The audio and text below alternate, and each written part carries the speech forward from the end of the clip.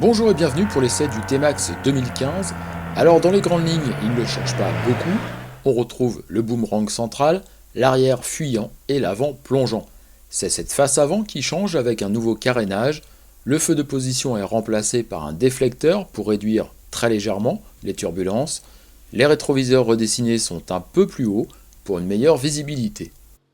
Les deux optiques sont totalement nouvelles, placées légèrement plus hautes sur le carénage et soulignés par des feux diurnes. Les projecteurs à LED sont allumés simultanément en feu de route comme en feu de croisement. Son regard est particulièrement qualitatif et encore plus distinctif.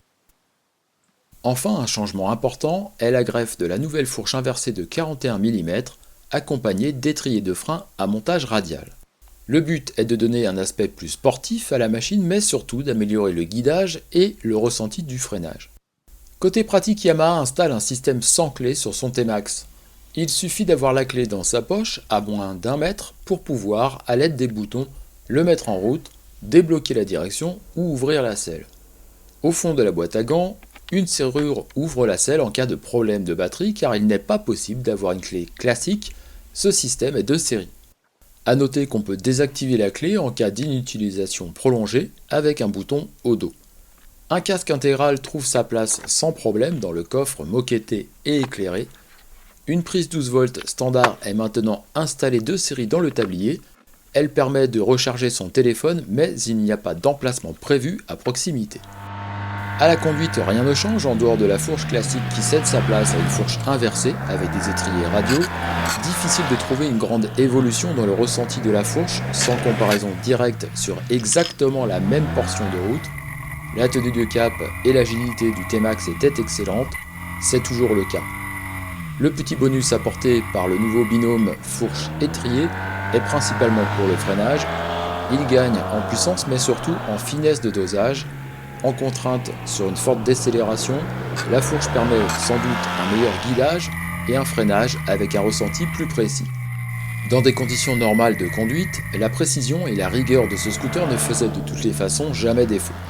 Le 2015 place seulement la barre un peu plus haute face à une concurrence qui semble toujours aux abonnés absents depuis 2001. 2015 est donc une année de transition pour le T-Max avec un restylage de la face avant plus qualitative, de nouveaux équipements et une nouvelle fourche inversée.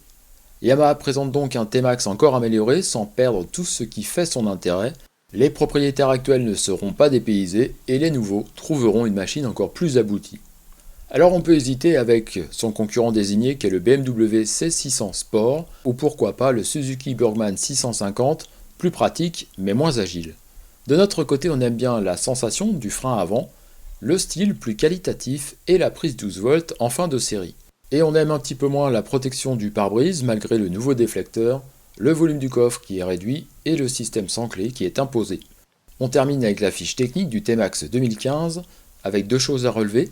D'abord le nouveau freinage et ensuite son poids qui est contenu face à la concurrence. Voilà, c'est fini pour l'essai du T-Max 2015. Bonne route à tous et à bientôt.